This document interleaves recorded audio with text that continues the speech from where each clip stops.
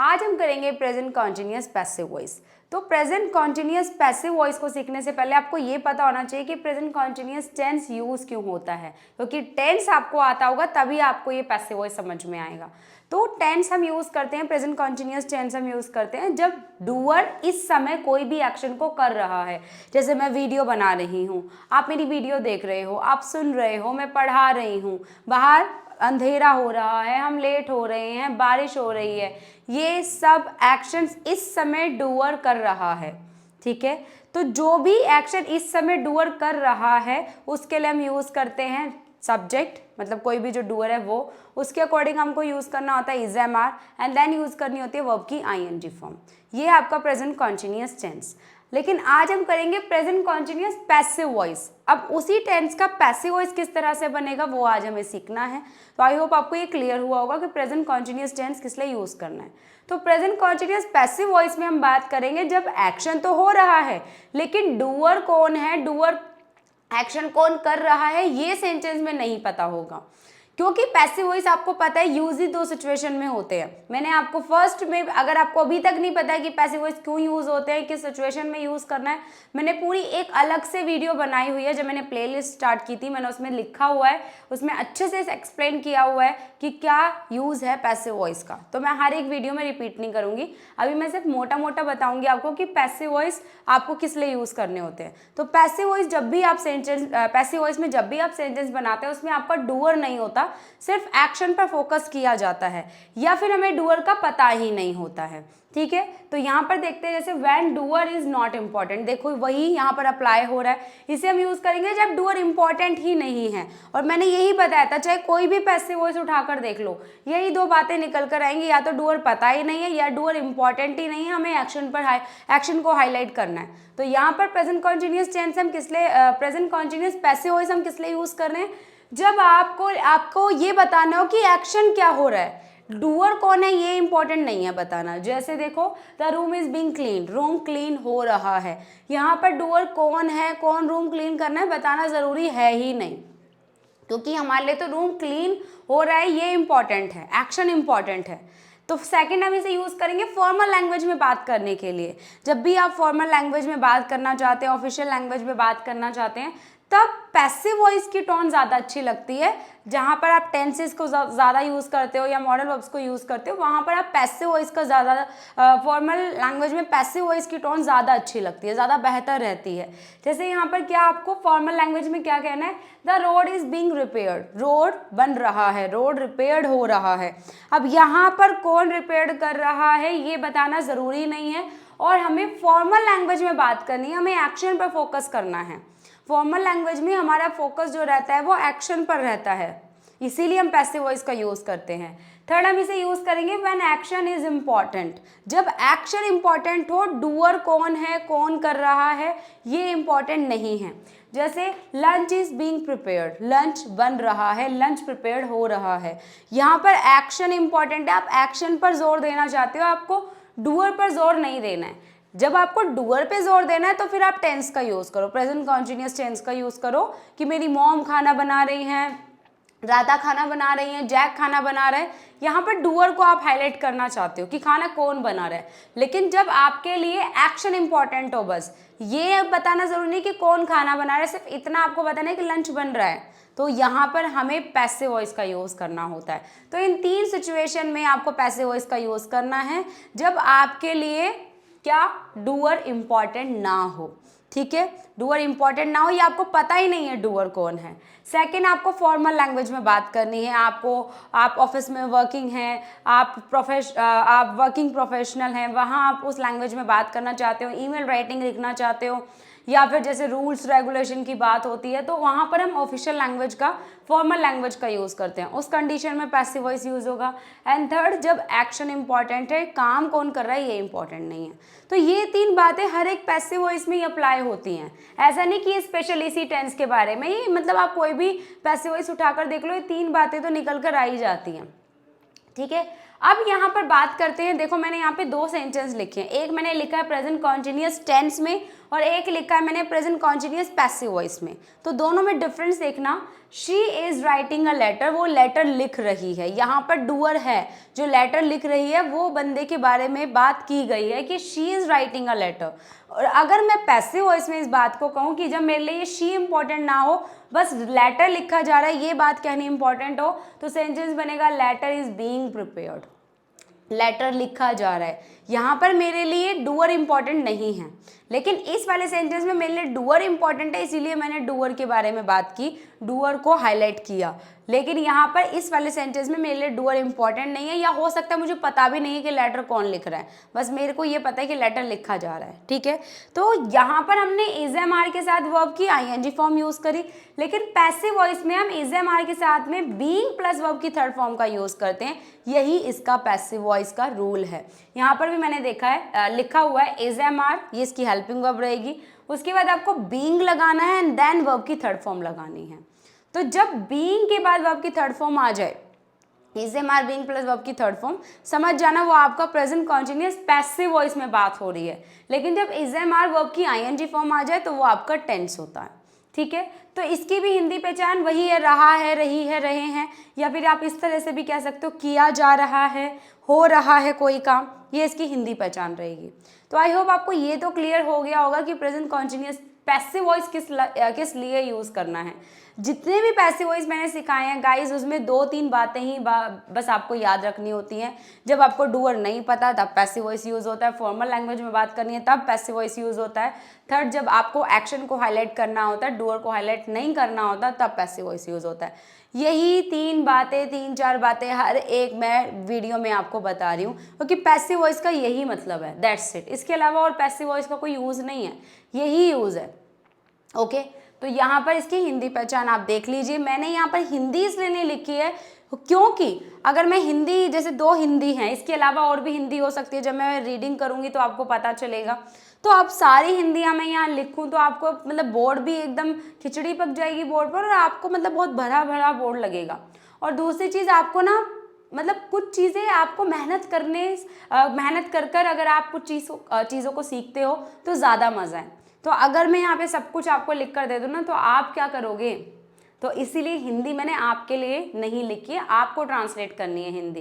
ठीक है, मैं आपके लिए सेंटेंसेस रीड करूँगी, आपको अपने अकॉर्डिंग हिंदी, इनमें से जो भी हिंदी हो वो आपको ट्रांसलेट करनी है, मैं आपकी हेल्प भी करूँगी। पहले हम बात करते हैं कि स्ट्रक्चर क्या रहेगा सेंटेंस ट्रांसलेट करने का। सबसे पहले सब्जेक्ट, उसके बाद is am are, then being plus verb की थर्ड फॉर्म, और बाकी का जो भी सेंटेंस का पार्ट होता है वर्ब के बाद वो ऑब्जेक्ट में आ जाएगा। अब आप कहिए मैम यहाँ पे सब्जेक्ट कैसे लिख दिया? अभी तो आपने कहा कि पैसिव वॉइस में डूअर नहीं होता है, डूअर के बारे में तो बात ही नहीं की जाती पैसिव वॉइस में, तो फिर ये सब्जेक्ट क्या है? देखो गाइज, सब्जेक्ट तो हर एक सेंटेंस में होता है, लेकिन यहाँ पर डूअर नहीं होगा। सब्जेक्ट तो होगा ही होगा, अब वो सब्जेक्ट क्या हो सकता है वो हमें सीखना है, क्योंकि डूअर तो नहीं होगा। तो सब्जेक्ट में आएगा क्या? फिर सब्जेक्ट में आपका आएगा, अगर पूरे सेंटेंस में आपको नाउन दिया गया है तो आपको सेंटेंस ट्रांसलेट करना है नाउन से। समझ में आ रहा है? जैसे कि देखो, the room is being cleaned. अब इस वाले सेंटेंस में रूम क्या है, क्या साफ हो रहा है? पता तो चल रहा है ना आपको, रूम साफ हो रहा है। तो यहाँ पर जो ये रूम है ये आपका नाउन है। तो अगर सेंटेंस में नाउन है तो सेंटेंस में आपको सब्जेक्ट में क्या रखना है? नाउन को रखना है। और अगर सेंटेंस में कोई ऑब्जेक्ट है और वो ऑब्जेक्ट कोई इंसान है तो उस इंसान को सब्जेक्ट बनाकर आपको सेंटेंस को ट्रांसलेट करना होता है। जैसे कि यहाँ देखो, मैंने लिखा हुआ है स्टूडेंट्स आर, यहाँ पे स्टूडेंट्स आर, ये जो स्टूडेंट्स है ना, ये यहाँ पर खुद काम नहीं कर रहे हैं, इनके लिए काम किया जा रहा है। जैसे students are not being taught in the class, students को क्लास में नहीं पढ़ाया जा रहा है। अब यहाँ पर स्टूडेंट्स नहीं पढ़ाया जा रहा है, मतलब जो पढ़ाने वाला बंदा है वो सेंटेंस में नहीं है। तो यहाँ पर जो ये स्टूडेंट्स को कंफ्यूजन रहती है कि मैम ये स्टूडेंट्स आ तो गया, ये आ तो गया सब्जेक्ट, ये आ तो गया डूअर, ये डूअर नहीं है गाइज। हमने बात कहना ये चाहा है कि स्टूडेंट्स को क्लास में पढ़ाया नहीं जा रहा है, तो पढ़ाने वाला जो एक्शन करने वाला जो बंदा वो तो सेंटेंस में है ही नहीं ना, राइट। तो यहाँ पर जो ये स्टूडेंट्स है ना, ये एक ऑब्जेक्ट है, ठीक है, और ऑब्जेक्ट को आपने क्या बना दिया है? सब्जेक्ट बना दिया, और फिर सेंटेंस को ट्रांसलेट किया है। आप यहाँ पर चाहे तो सब्जेक्ट को हटाकर ऑब्जेक्ट भी लिख सकते हो, ठीक है। आपने मैंने देखा हुआ है बहुत सारी जगह कि यहाँ पर सब्जेक्ट की जगह ऑब्जेक्ट लिखा होता है पैसिव वॉइस में, लेकिन फिर आप थोड़ा कंफ्यूज्ड हो जाएंगे, इसीलिए मैंने सब्जेक्ट ही लिखा है, ठीक है। एक्चुअल में ये जो सब्जेक्ट है ना, ये आपका सब्जेक्ट क्या आएगा, सब्जेक्ट में ऑब्जेक्ट आएगा। जो भी सेंटेंस में ऑब्जेक्ट रहेगा ना वो सब्जेक्ट आता है। वो ऑब्जेक्ट क्या हो सकता है, वो ऑब्जेक्ट कोई नाउन हो सकता है, वो ऑब्जेक्ट कोई इंसान हो सकता है। और अगर सेंटेंस में ना ही वो ऑब्जेक्ट में ना ही इंसान हो ना ही कोई नाउन हो, तब सेंटेंस कैसे बनेगा, तब सेंटेंस बनता है इट से। फिर सेंटेंस को आपको बनाना है इट से। इट इज बीइंग रिपेयर्ड, यह ठीक हो रहा है। मेरे सामने कुछ भी चीज़ रखी है, वो कुछ भी हो सकता है, फ्रिज हो सकता है, मोबाइल हो सकता है, लैपटॉप हो सकता है। अब मैं कह रही हूँ हाँ हाँ ये ठीक हो रहा है, वेट करो, इट इज़ बीइंग रिपेयर्ड, ये ठीक हो रहा है, ठीक किया जा रहा है। कुछ भी हो सकती है वो चीज़। तो यहाँ पर ना ही नाउन है सेंटेंस में, ना ही कोई इंसान है, मतलब ऑब्जेक्ट में ना ही हमने नाउन के बारे में बात की, ना ही यहाँ पर हमारा कोई इंसान दिया गया है, कोई ऑब्जेक्ट में कोई इंसान नहीं दिया गया है। तो यहाँ पर आपको सेंटेंस बनाना है इट से। बस ये 3 रूल अगर आपने अप्लाई कर लिए तो आप कभी भी सेंटेंस को फ्रेम करने में कंफ्यूज्ड नहीं होंगे।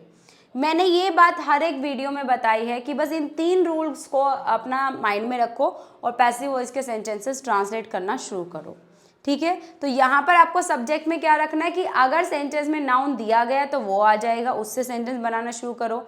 उसके बाद अगर सेंटेंस में आपको कोई ऑब्जेक्ट में इंसान दिया गया है, जैसे कि राधा को वहाँ भेजा जा रहा है, राधा को पीटा जा रहा है, राधा के जैक को शादी के लिए फोर्स किया जा रहा है, उसे सज़ा दी जा रही है, उसे हॉस्पिटल ले जाया जा रहा है। इन सेंटेंसेस में जो मैं कह रही हूँ उसे हॉस्पिटल ले जाया जा रहा है। अब इसमें वो खुद थोड़ी ना हॉस्पिटल जा रहे हैं, सेंटेंस में क्या बोला, उसे हॉस्पिटल ले जाया जा रहा है। तो जो हॉस्पिटल ले जाने वाले बंदे हैं वो डूअर हैं, वो खुद जा रहा है, वो डूअर नहीं है, वो तो ऑब्जेक्ट है, उसको तो ले जाया जा रहा है। तो वो एक ऑब्जेक्ट है सेंटेंस में। और पैसिव वॉइस के रूल्स के अकॉर्डिंग जो हमारा ऑब्जेक्ट होता है उसे हमने सब्जेक्ट बनाकर सेंटेंस को फ्रेम करना होता है, क्योंकि वो खुद हॉस्पिटल नहीं जा रहा है, उसे हॉस्पिटल ले जाया जा रहा है। राधा को शादी के लिए फोर्स किया जा रहा है, राधा खुद फोर्स नहीं हो रही है, उसे कोई कर रहा है फोर्स। तो जो फोर्स करने वाला बंदा है, मजबूर करने वाला बंदा है, वो सेंटेंस में नहीं दिया गया। राधा तो ऑब्जेक्ट है, राधा के लिए तो काम किया जा रहा है। ऑब्जेक्ट वो होता है जिसके लिए काम किया जाता है, जिसका उस काम पर असर पड़ता है, ठीक है। तो यहाँ पर राधा खुद अपने आप को फोर्स नहीं कर रही है, जो फोर्स करने वाला बंदा है ना वो सेंटेंस में नहीं है, उसे शादी के लिए फोर्स किया जा रहा है। तो सेंटेंस में साफ पता चल रहा है कि राधा एक्शन नहीं कर रही है। अगर मैं ये कहूँ कि मैं राधा को शादी के लिए फोर्स कर रही हूँ तो यहाँ पर मेरे बारे में बात हो गई ना, फोर्स करने वाली मैं आ गई।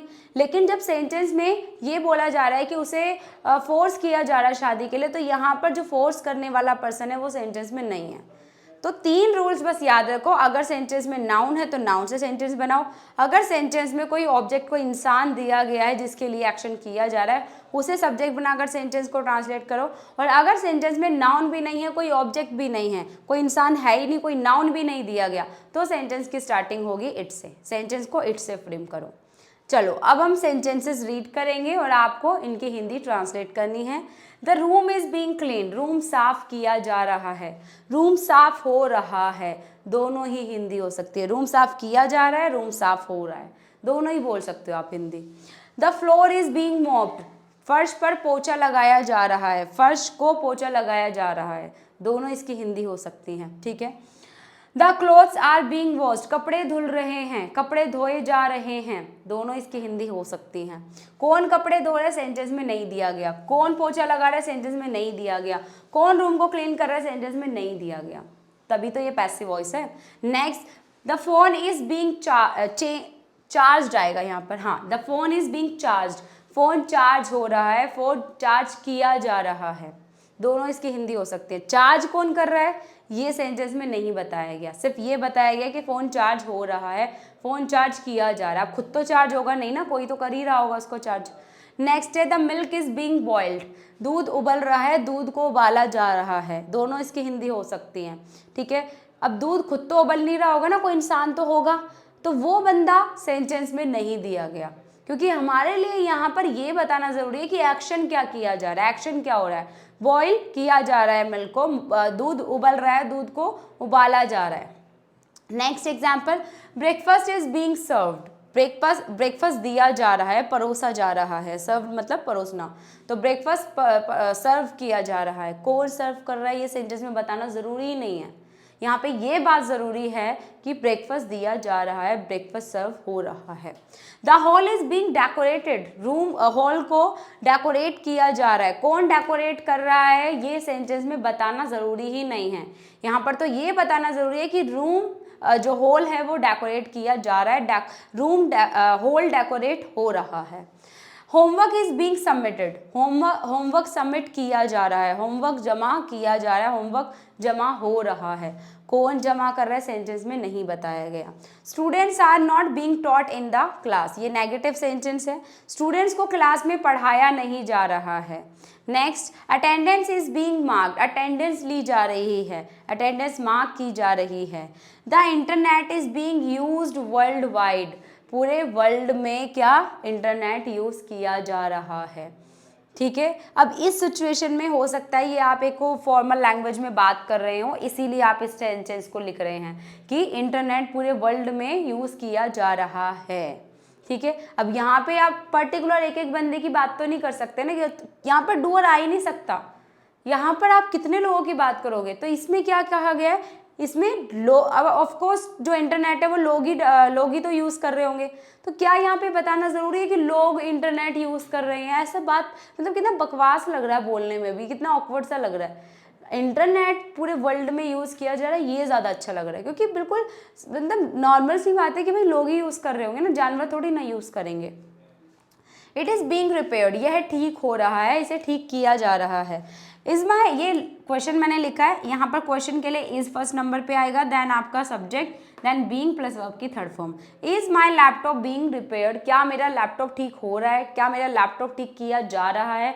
आप शॉप पर गए, आप कह रहे भैया मेरा लैपटॉप ठीक हो रहा है क्या, या मेरा लैपटॉप ठीक किया जा रहा है क्या। ठीक है, ये भी एक क्वेश्चन है। Are laptops being distributed in the college, क्या कॉलेज में लैपटॉप्स बांटे जा रहे हैं। ये आप क्वेश्चन पूछ रहे हो, अपने फ्रेंड से पूछ रहे हो क्या लैपटॉप्स क्या कॉलेज में लैपटॉप्स बांटे जा रहे हैं। ठीक है, तो इस तरह से आपने इसको सीखा, आप इसकी स्क्रीनशॉट भी ले लीजिए, आप प्यारे प्यारे से नोट्स बनाना। तो ये था हमारा प्रेजेंट कॉन्टिन्यूअस पैसिव वॉइस, जिसकी हेल्पिंग वर्ब रहती है is am are. Present continuous tense की भी helping verb is am are है और पैसिव वॉइस की भी इज एम आर है, लेकिन चेंजेस क्या है, टेंस में आप इज एम आर के साथ वर्ब की आईएनजी फॉर्म यूज करते हैं और पैसिव वॉइस में आप इज एम आर, उसके बाद बीइंग भी आता है और फिर वर्ब की थर्ड फॉर्म भी आती है। ये चेंजेस हैं, साफ पता चल रहा है ये पैसिव वॉइस और ये टेंस है। ठीक है, तो आप मुझे अब कमेंट बॉक्स में जल्दी से कुछ सेंटेंसेस ट्रांसलेट कर बताइए, और बताइए आपको वीडियो कैसा लगा, क्या मैं पैसिव वॉइस आसान बना पाई। अभी तक बहुत सारी वीडियोस मैंने प्लेलिस्ट में ऐड कर दी हैं, आप जाकर देखो, हर एक पैसिव वॉइस को डिटेल में एक्सप्लेन किया, उनको देख लो जाकर। पर पहले वाली वीडियो ज़रूर देखना जिसमें मैंने पैसिव वॉइस का इंट्रोडक्शन आपको दिया है। ठीक है, तो वो वीडियो देखो, जितनी वीडियोस अपलोडेड हैं प्लेलिस्ट में पैसिव वॉइस की, वो सारी वीडियो देख डालो, क्योंकि आपके बहुत काम किए। पूरे यूट्यूब पर इस तरह से एक्सप्लेन नहीं किया गया, मैंने छोटी छोटी टेक्निक आपको बताई है कि सेंटेंस को ट्रांसलेट कैसे करना है, पैसिव वॉइस को यूज़ कैसे करना है। ठीक है, तो अब हम मिलेंगे नेक्स्ट क्लास में नेक्स्ट वीडियो के साथ में। प्लीज़ मेरी एक रिक्वेस्ट है आपसे, मुझे कमेंट बॉक्स में छोटा सा रिव्यू ज़रूर देकर जाना, आपको वीडियो आसान लगी या नहीं, कि अभी भी आपको मुश्किल लग रहा है या आपको क्लियर हुए डाउट्स। ठीक है, अब हम मिलेंगे नेक्स्ट वीडियो।